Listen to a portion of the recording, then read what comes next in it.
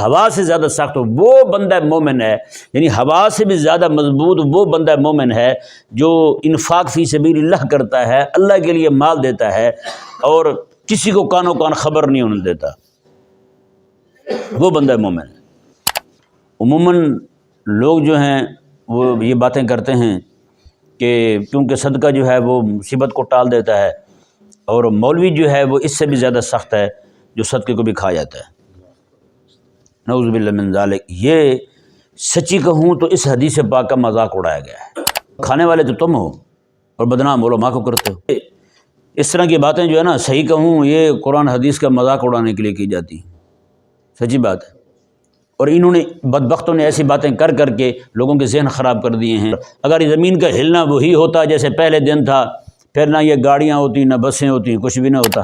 اس نے کہا تجھے اس بات پہ حیرانگی ہو رہی ہے کہ بھیڑیا ہو کے بات کر رہا ہے، تجھے اس بات پہ حیرانگی نہیں ہو رہی؟ ان دو پہاڑوں کے بیچ میں محمد عربی صلی اللہ علیہ وسلم وہ نبی بن کے آئے ہیں، جو کچھ پہلے ہو چکا ہے وہ بھی بتا رہے ہیں، جو آگے ہونے والا ہے وہ بھی بتا رہے ہیں۔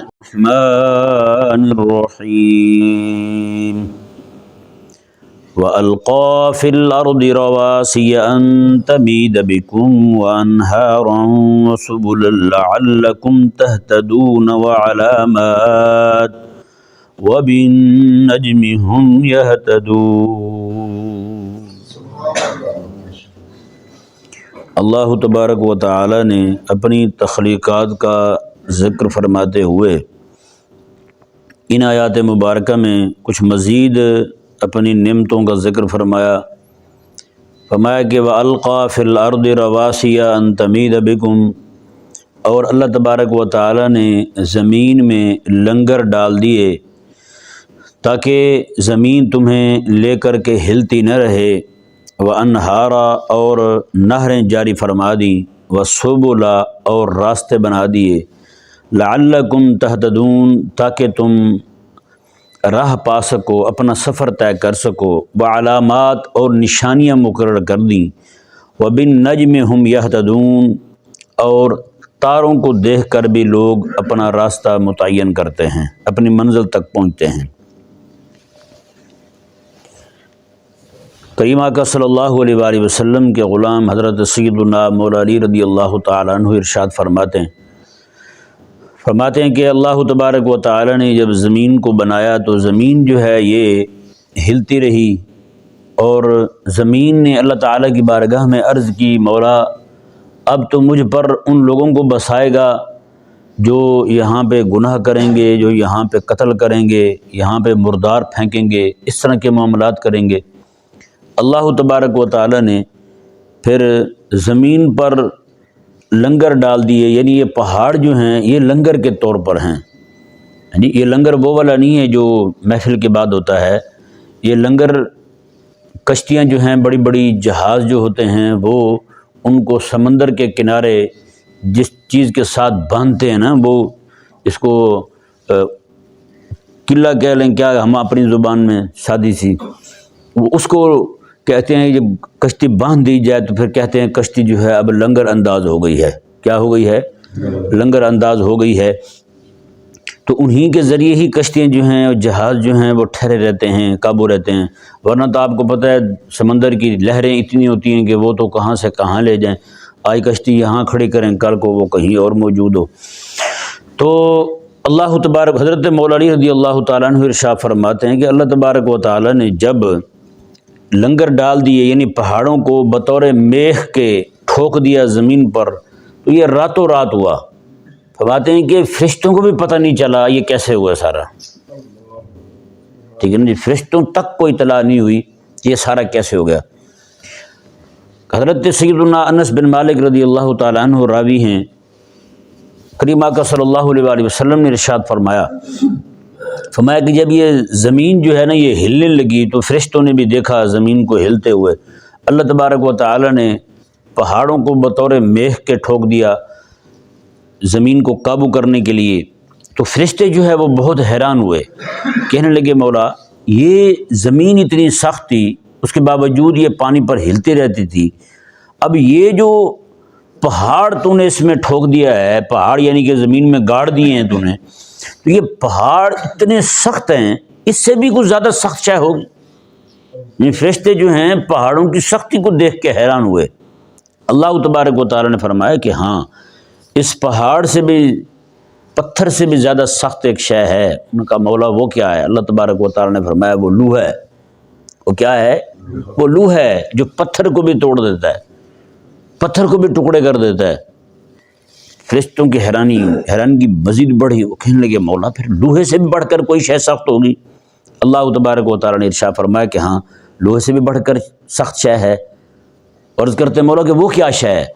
اللہ تبارک و تعالیٰ نے ارشاد فرمایا کہ لوہے سے بڑھ کر سخت شے جو ہے نا وہ آگ ہے، جو لوہے کو بھی پگھلا دیتی ہے۔ انہوں نے مزید حیران ہوئے، انہوں نے عرض کی مولا پھر آگ سے بڑھ کر سخت شے کوئی؟ اللہ تبارک و تعالیٰ نے فرمایا کہ آگ سے بڑھ کر سخت شے جو ہے فرمایا کہ وہ پانی ہے۔ وہ کیا ہے؟ وہ پانی ہے۔ مگر پانی جو ہے وہ آگ کو بھی بجھا جاتا ہے۔ فرشتوں نے مزید عرض کی یا اللہ پھر پانی سے بھی سخت شے کوئی؟ اللہ تبارک و تعالیٰ نے فرمایا وہ ہوا ہے جو پانی کو بھی اڑائے پھرتی ہے، پانی کو بھی خشک کر دیتی ہے۔ ہوتا یہ نہیں ہوتا؟ تو فرشتوں نے کہا مولا پھر یہ ہوا سے بھی کچھ سخت شے ہوگی؟ اللہ تبارک و تعالیٰ نے فرمایا کہ ہاں ہوا سے بھی سخت شے ہے۔ فرشتے عرض کرتے مولا وہ کیا ہے؟ اللہ تبارک و تعالیٰ نے فرمایا وہ میرا بندہ مومن ہے، وہ میرا بندہ مومن ہے۔ وہ بندہ مومن بھی وہ، حضور فرماتے ہیں کہ اللہ تعالیٰ نے فرمایا یہ وہ بندہ مومن ہے جو ایک ہاتھ سے دے اور دوسرے ہاتھ کو پتہ نہ چلے۔ ہاں جی، فرماتے ہیں وہ انفاق فی سبیل اللہ کرنے والا بندہ ایک ہاتھ سے دے دوسرے ہاتھ کو پتہ نہ چلے، یہ بندہ جو ہے حضور فرماتے ہیں کہ اللہ تبارک و تعالیٰ نے فرمایا کہ زمین سے زیادہ سخت پہاڑ ہے، پہاڑ سے زیادہ سخت لوہا ہے، لوہے سے زیادہ سخت آگ ہے، آگ سے زیادہ سخت پانی ہے، پانی سے زیادہ سخت ہوا ہے۔ فرمایا کہ اور ہوا سے زیادہ سخت وہ بندہ مومن ہے، یعنی ہوا سے بھی زیادہ مضبوط وہ بندہ مومن ہے جو انفاق فی سبیل اللہ کرتا ہے، اللہ کے لیے مال دیتا ہے اور کسی کو کانوں کان خبر نہیں ہونے دیتا، وہ بندہ مومن ہے۔ اب ذرا اس روایت پر میں تھوڑی سی بات کروں گا۔ عموماً لوگ جو ہیں وہ یہ باتیں کرتے ہیں کہ فلاں شے سے فلاں شے سخت ہے، فلاں سے فلاں شے سخت ہے، اور مصیبت جو ہے اس کو صدقہ، مصیبت سے زیادہ سخت صدقہ ہے، اور سخت صدقے سے بھی کیونکہ صدقہ جو ہے وہ مصیبت کو ٹال دیتا ہے، اور مولوی جو ہے وہ اس سے بھی زیادہ سخت ہے جو صدقے کو بھی کھا جاتا ہے۔ نعوذ باللہ من ذالک۔ یہ سچی کہوں تو اس حدیث پاک کا مذاق اڑایا گیا ہے، کیونکہ یہ ترتیب پوری کی پوری یہ حدیث پاک میں ہے۔ فرشتے سوال کر رہے ہیں، رب جواب دے رہا ہے۔ نہیں سمجھ آیا مسئلہ؟ فرشتے پوچھ رہے ہیں پہاڑوں کو دیکھ کر کے مولا زمین، مٹی بھی مضبوط تھی، زمین بھی مضبوط تھی، اس کے باوجود پانی پر یہ ہلتی رہتی تھی، آخر کون سی ایسی شے ہے جو اس میں جوڑ دی ہے تو نے کہ زمین ساکن ہو گئی ہے؟ اللہ تبارک و تعالیٰ نے فرمایا کہ یہ پہاڑ ہے۔ انہوں نے پہاڑ کی سختی کو دیکھا، اس کو ملاحظہ کیا تو کہا کہ اس سے بھی زیادہ سخت ہے، ہاں اس سے بھی زیادہ سخت لو ہے۔ انہوں نے کہا اس سے بھی زیادہ سخت، میں اس سے زیادہ سخت جو ہے وہ آگ ہے، اس سے بھی زیادہ سخت میں اس سے زیادہ سخت جو ہے وہ پانی ہے، اس سے بھی زیادہ سخت میں کہ اس سے زیادہ سخت جو ہے وہ ہوا ہے، ہوا سے بھی زیادہ سخت میں وہ بندہ مومن ہے جو اللہ تعالیٰ کی راہ میں خرچ کرتا ہے۔ اب بتائیں ان بے شرموں نے، حدیث بھی وہ ہے جو حدیث قدسی ہے یار، فرشتے مکالمہ کر رہے ہیں رب کے ساتھ، فرشتوں کے سوال ہیں، رب کے جواب ہیں، اور انہوں نے اس حدیث پاک کو کہاں لا کے کھڑا کیا ہے اور کیسے مذاق اڑاتے پھرتے ہیں؟ بتائیں کیا خیال ہے؟ صدقہ جو دیا جاتا ہے وہ صرف مدرسوں میں دیا جاتا ہے، علماء کو دیا جاتا ہے صدقہ؟ باہر جو لوگ کھڑے ہوئے ہیں بھکاری ہیں وہ کون ہیں؟ وہ صدقہ نہیں لیتے؟ ہاں جی، ہم جو ایک دوسرے کو کوئی شے گھر میں سالن بنائیں تو ساتھ ہمسائے کو بھی دے دیتے ہیں، وہ بھی صدقہ ہے بھائی، وہ بھی صدقہ ہے۔ تو کیا خیال ہے یہ جو دینا ہے وہ صدقہ کھانے والا، وہ بھی پھر اس کے لیے بھی تم ایسی زبانیں استعمال کرو گے؟ کس طور پہ استعمال کر رہے ہیں؟ کس طور پہ یہ باتیں کر رہے ہیں؟ اللہ تبارک و تعالیٰ قرآن کریم میں خود مساکین کے لیے مانگ رہا ہے انما الصدقات للفقراء والمساکین والعاملین، یہ 9 بندے جو اللہ تبارک و تعالیٰ نے قرآن کریم کے سایہ مبارکہ میں گنوائے ہیں، یہ سارے مولوی ہیں۔ عجیب لوگ ہیں یار۔ للفقراء، فقیر آ گئے، مسکین آ گئے، وابن سبیل مسافر آ گیا۔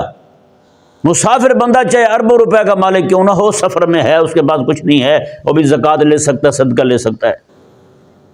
والعاملین، عامل کون ہوتا ہے؟ عامل وہ ہوتا ہے بھائی جو زکوٰۃ اکٹھی کر رہا ہے، چاہے کروڑوں نہیں اربوں روپے کا مالک کیوں نہیں ہے، زکوٰۃ اکٹھی کرنے کا عمل کر رہا ہے، وہ بھی زکوٰۃ لے سکتا ہے بھائی۔ ظاہری بات ہے اس کو جو تنخواہ دی جائے گی کہاں سے دی جائے گی، اجرت دی جائے گی کہاں سے دی جائے گی؟ اصل میں معاملہ یہ چل پڑا ہے، دیتے ویتے کوئی نہیں ہیں۔ بتائیں نا، یہاں نہیں، پوری پاکستان میں جہاں کہیں بھی مدرسے ہیں جی، نماز پڑھ کے بچوں کو کچھ جاتے ہوئے دے کے جاتے ہیں کچھ ہے، لیکن یہ لوگ ہوٹل پہ روٹی کھائیں، وہاں جو ویٹر ہوتے ہیں ان کو بھی پیسے دے کے جائیں گے، بل لے کے آئیں گے، بل دیکھیں گے، اچھا چلو جی 100 روپے ڈال دیے، 500 ڈال دیے، جتنی حیثیت ہوئی ویٹر کو دے دیا۔ وہاں سے باہر نکلیں گے جناب، حالانکہ کھانا جب کھائیں گے کھانے میں سروس الگ لکھی ہوگی، 500-700 روپیہ 1000 روپیہ سروس الگ ہوگی، نہیں سمجھ آ رہا؟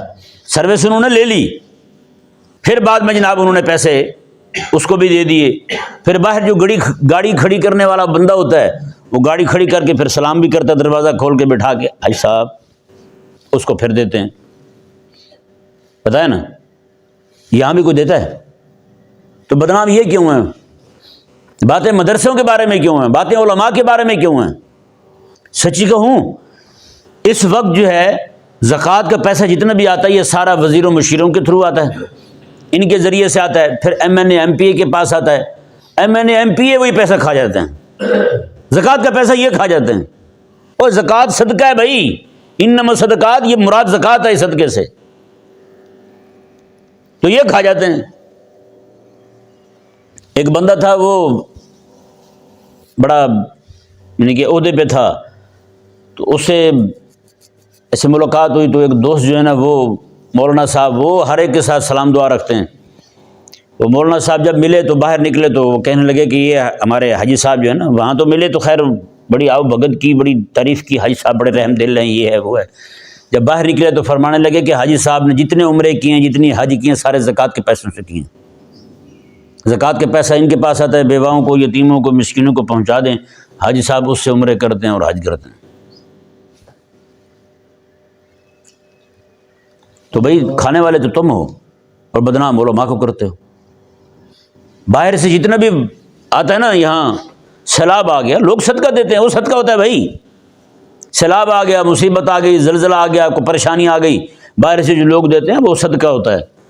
تو وہ غریبوں تک کہاں پہنچتا ہے بھلا بتائیں؟ غریبوں تک پہنچتا ہے کچھ ہے؟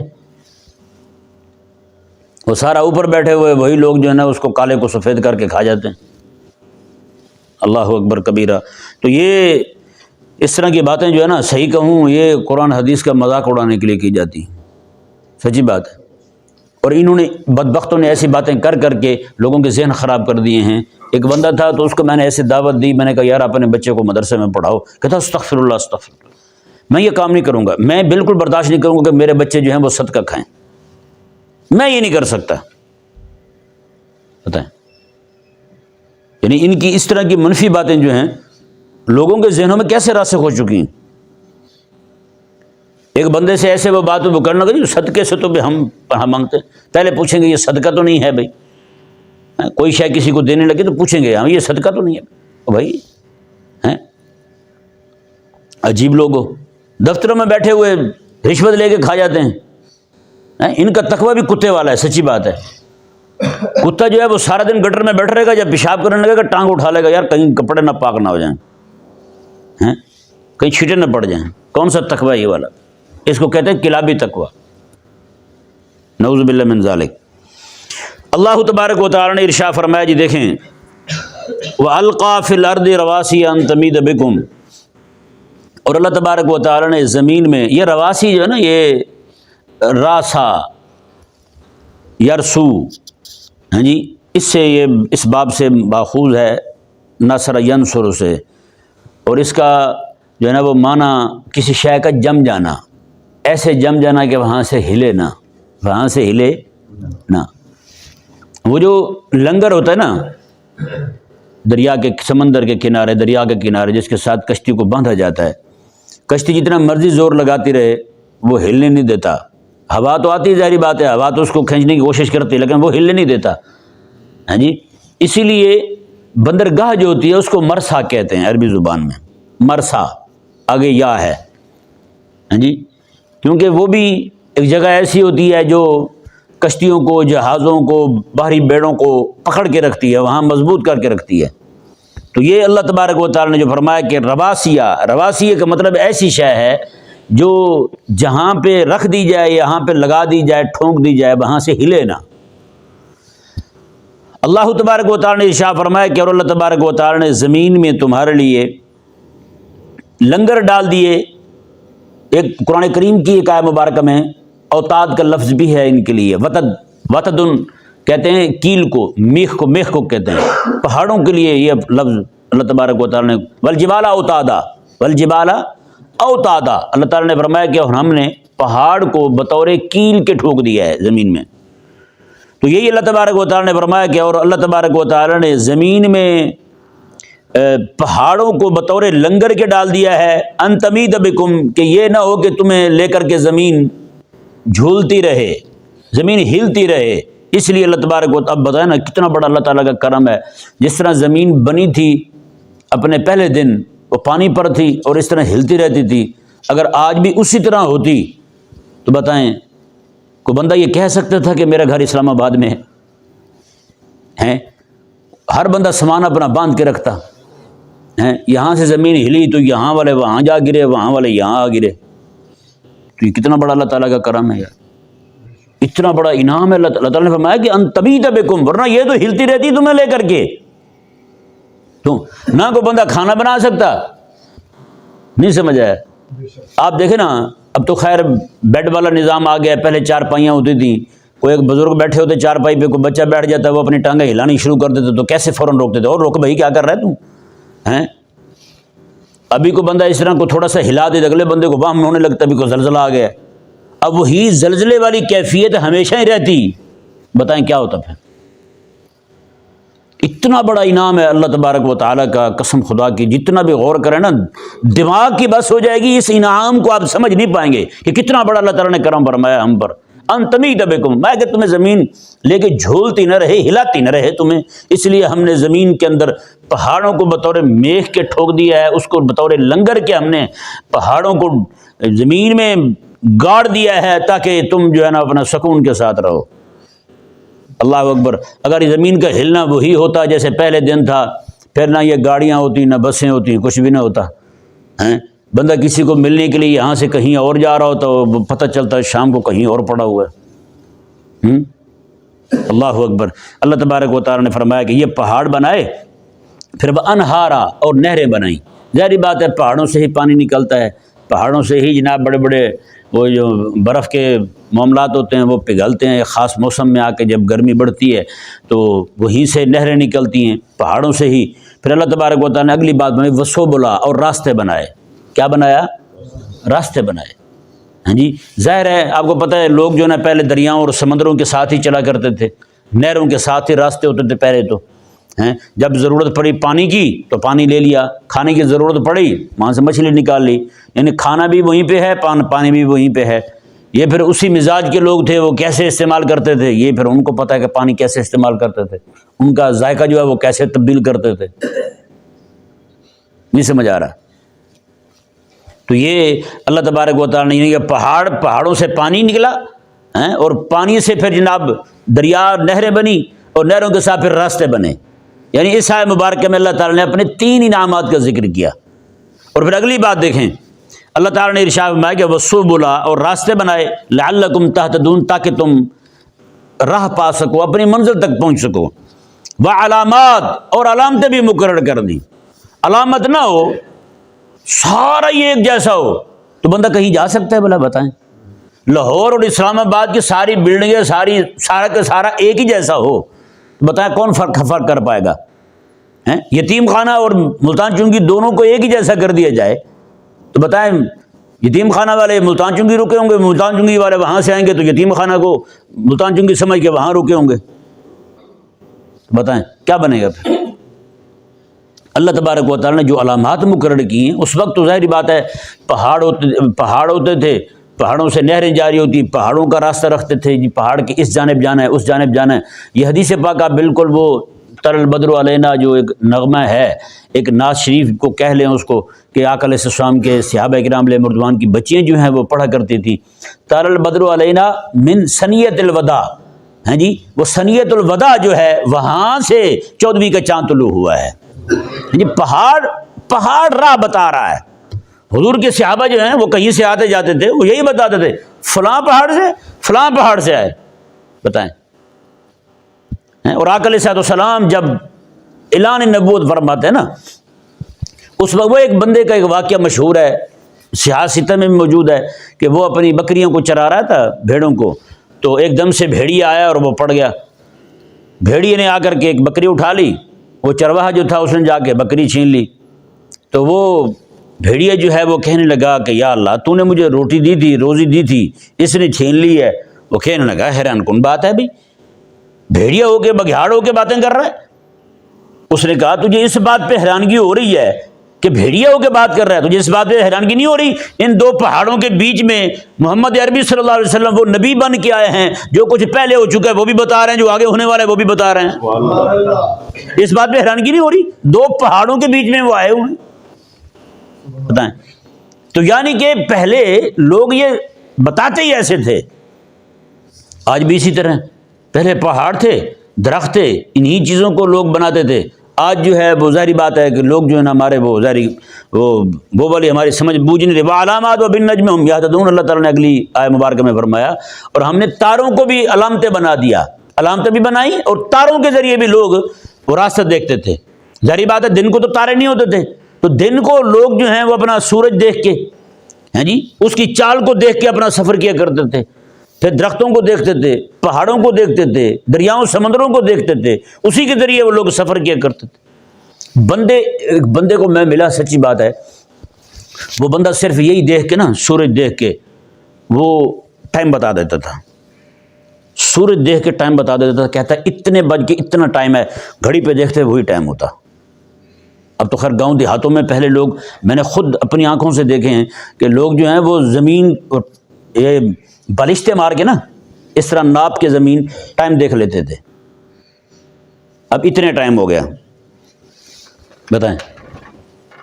ہم پڑھتے تھے وہاں ایک بچہ تھا، وہ بڑا ہی سیانا تھا، وہ یہی کرتا تھا، استاد صاحب کہہ جاتے تھے اتنے بجے چھٹی کرنی ہے، اس نے کیا کرنا جناب، اس طرح کر کے بالش مارنی، انہوں نے کہا نہیں جی ابھی آدھا گھنٹہ رہتا ہے، آدھا گھنٹہ رہتا ہے، 12 بجے کا ٹائم ہے یا 11:30 بجے کا ٹائم ہے، اس نے کہنا جی آدھا گھنٹہ رہتا ہے، اب 15 منٹ رہتے ہیں، اس طرح ٹائم کا حساب لگاتا تھا۔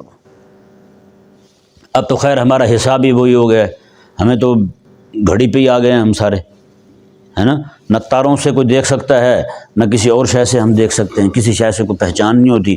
لیکن اللہ تبارک و تعالی نے جو فضل فرمایا اور کرم فرمایا کہ وہ علامات، اور ہم نے علامتیں مقرر کر دی ہیں، وَبِالنَّجْمِ هُمْ يَهْتَدُونَ، اور تاروں کے ذریعے بھی لوگ جو ہیں وہ راہ پاتے ہیں، یعنی جہاں جانا ہوتا ہے وہ اپنے تاروں کو دیکھ کر کے۔ اس پہ بڑی لمبی چوڑی گفتگو کی ہے حضرت امام قرطبی رحمہ اللہ نے اپنی تفسیر شریف میں، تو اگر کسی کو ذوق ہو تو وہ وہاں سے پڑھ سکتا ہے، ترجمہ بھی ملتا ہے تو وہ بھی آپ دیکھ سکتے ہیں۔